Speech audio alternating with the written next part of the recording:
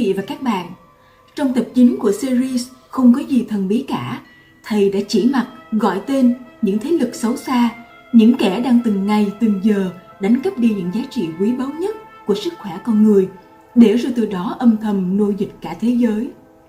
Bước sang tập 10, chúng ta sẽ tiếp tục đi sâu vào cuộc trò chuyện giữa thầy và bệnh nhân, nơi những bí mật về gốc rễ của bệnh tật sẽ được hé lộ. Bệnh tật không chỉ đến từ môi trường sống hay sự suy yếu thể chất, mà còn bắt nguồn từ oán hận, nghiệp quả, đất đai, dòng tộc, thậm chí từ các thế lực phi vật chất bên ngoài trái đất.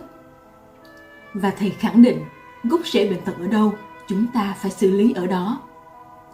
Điều đặc biệt trong tập này, lần đầu tiên quý vị sẽ được biết đến cách thức thầy xử lý và chữa bệnh tận gốc, một phương pháp hoàn toàn khác biệt với y học hiện đại.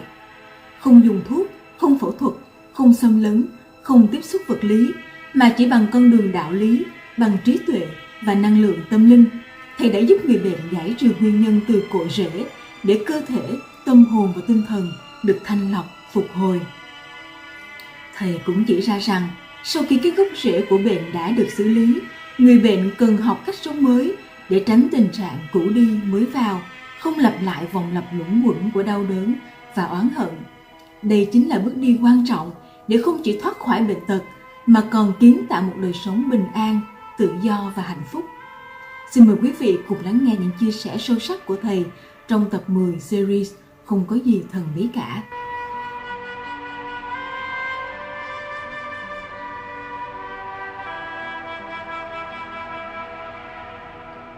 Chú ra đây chú thăm bà, thăm chị Hồng Sơn là cũng là trong cái ca mà bọn con hỗ trợ đó thôi. Bị hôm trước là Sơn bị sỏi mật, rồi nó đưa sỏi vào trong ống mật thì bọn con cũng hỗ trợ thì nó yên. Với lại bị cái tĩnh mạch giãn thì rồi hỗ trợ yên.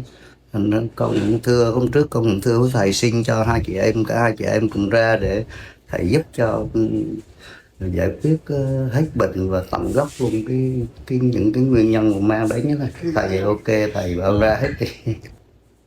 Thận thì suy rồi, xương cốt cũng hỏng rồi, chú mỏi lưng rồi cổ rồi đúng không? Khớp gối, Khớp cùng xương cốt hỏng ấy. khớp gối bị có vấn đề.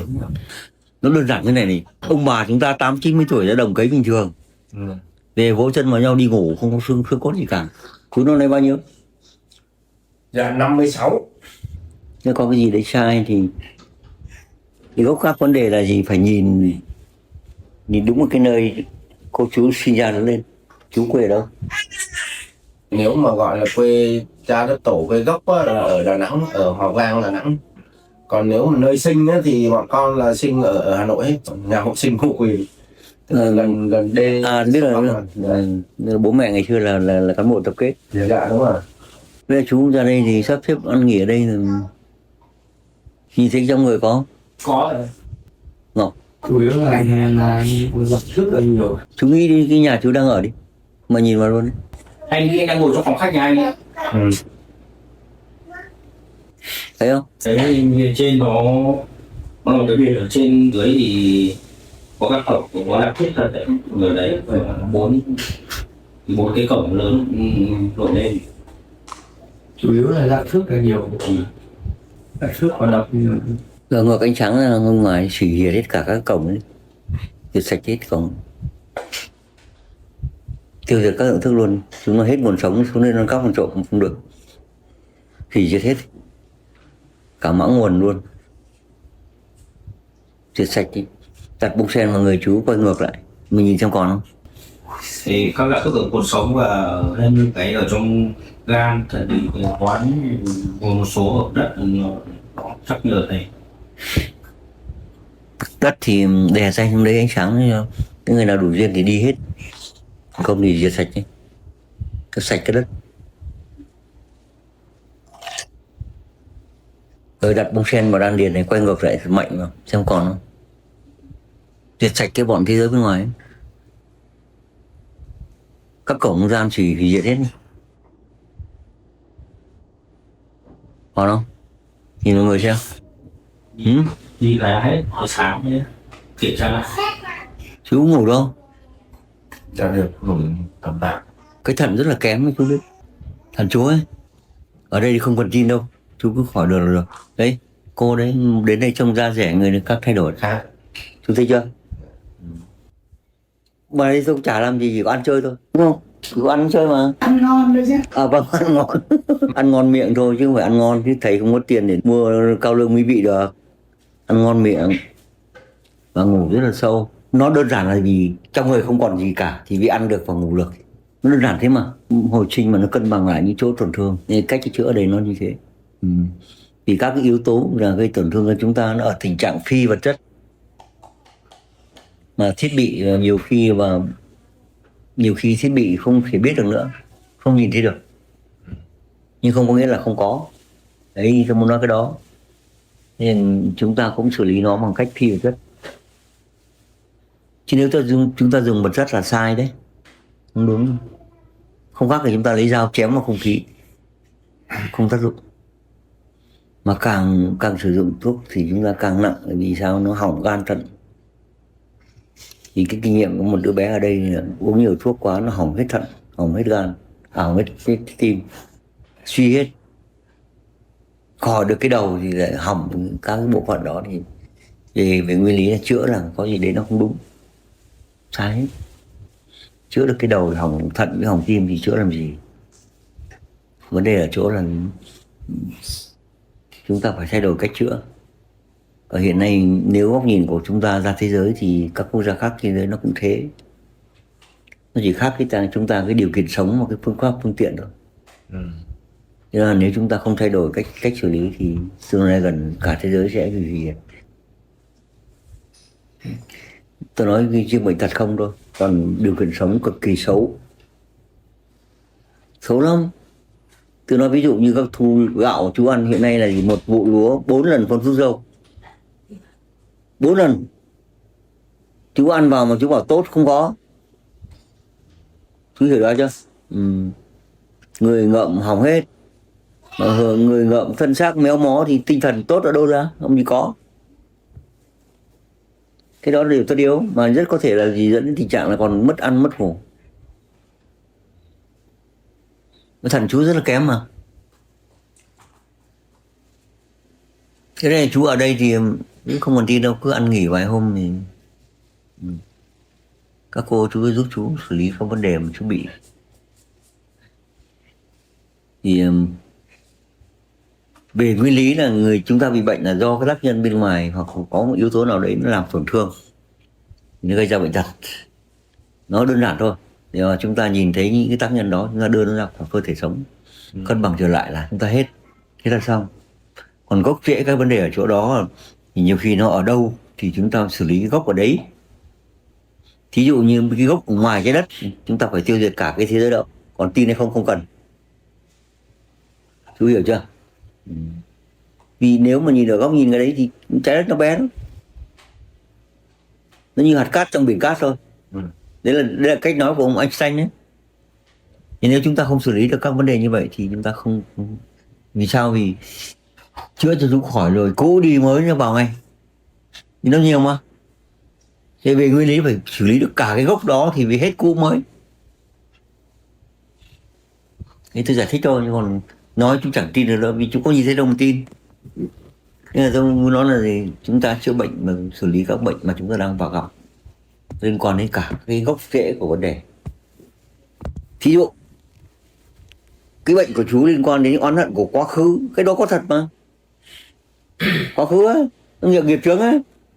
Nếu chúng ta không xử lý được cái quá khứ đó, chú khỏi hôm nay ngày mai bị lại. Nó ví dụ thế.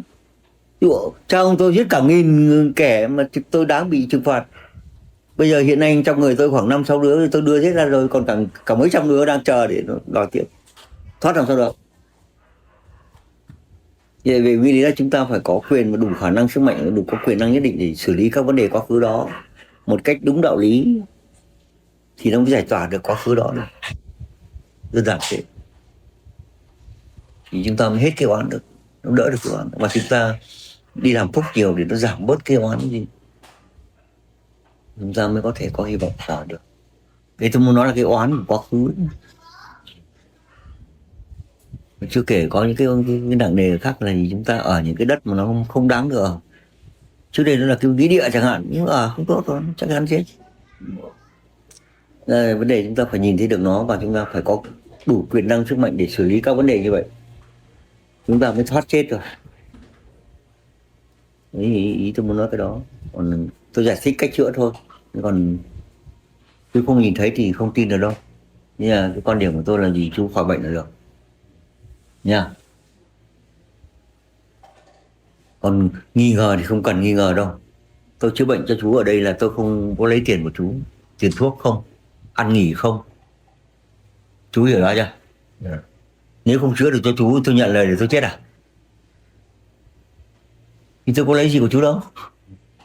Chú đưa tiền tôi không lấy, tôi làm ở đây toàn thế mà. Chữa bệnh cũng không mất tiền, ăn nghỉ không mất tiền.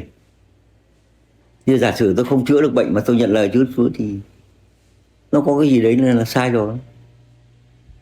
Chú hiểu chưa nào? Thế còn tin thì không cần đâu.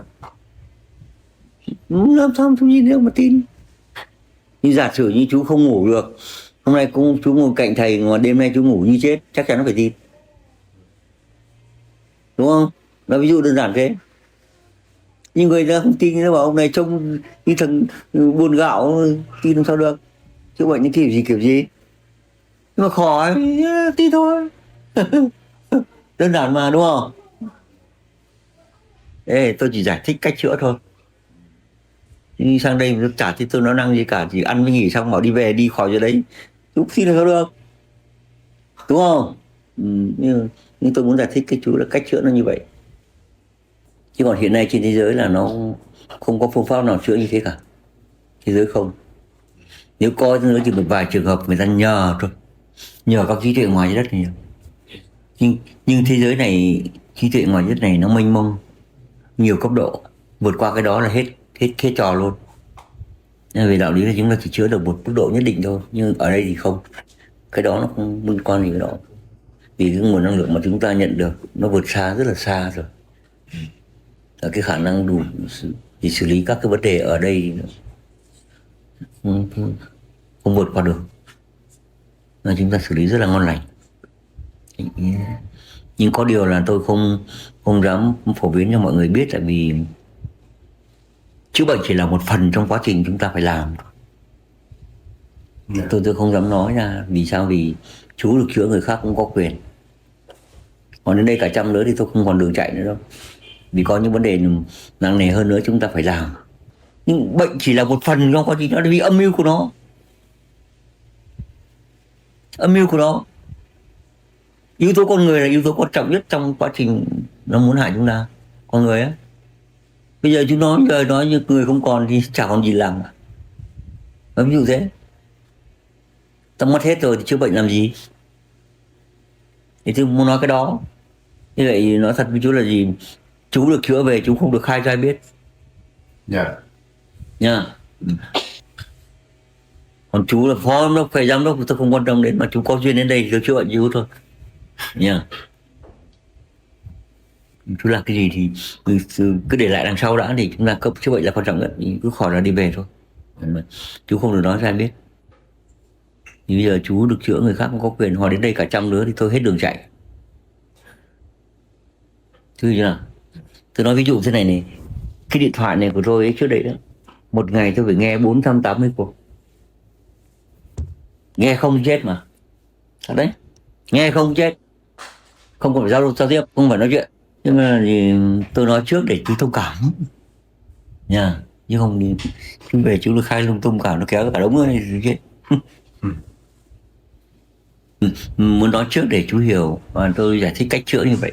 Thì truyền tải cái đó ra đất nước chúng ta và ra thế giới, thì chúng ta có một cách chữa như vậy. Và nếu có thể thì họ đến đây họ nhờ chúng ta học tập cách chữa bệnh và nhận sức mạnh năng lượng mà chúng ta đang có để về giúp đất nước họ, nhân dân họ. Nếu cả thế giới đến đây thì chúng ta không bao giờ bị xâm lược nữa. Tôi đang cần cái đằng sau đó, chú hiểu chưa? Rất cần cái đó. Nếu mà họ đến đây được thì chúng ta sẽ không bao giờ bị xâm lược nữa. Mà theo lời ông Nguyễn Bỉnh Khiêm là thân dậu liên lai kiến Thái Bình. chúng ta sẽ vĩnh viễn hòa bình. Vấn đề ở chỗ đó. Thế thôi, chú nhận phòng đi nghỉ ngơi ở đây nhé. Tôi phải đi có việc bây giờ. Dạ. Quý vị và các bạn vừa theo dõi tập 10 của series Không có gì thần bí cả, nơi thầy đã giải thích cặn kẽ nguyên nhân thực sự gây nên bệnh tật, từ oán hận trong quá khứ, từ nghiệp lực dòng tộc, từ đất đai, hay thậm chí từ những thế lực phi vật chất bên ngoài trái đất.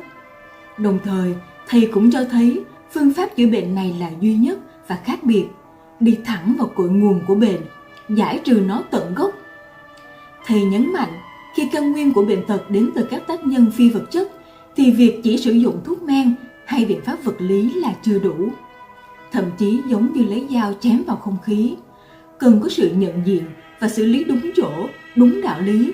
Chính ở điểm này, phương pháp của thầy đã mở ra một lối đi mới, một cách nhìn mới cho những ai đang kiếm tìm sự chữa lành thật sự. Để hiểu kỹ hơn về phương pháp chữa bệnh độc đáo này, cũng như tiếp nhận thêm nhiều thông tin bổ ích về cuộc sống và sức khỏe, kính mời quý vị truy cập trang web www.bongsanyiêu thương.com hoặc liên hệ với chúng tôi qua hộp thư điện tử bongsanyiêu thương@gmail.com. Quỳnh Hương xin thân ái chào tạm biệt và hẹn gặp lại quý vị trong những số tiếp theo của Không có gì thần bí cả.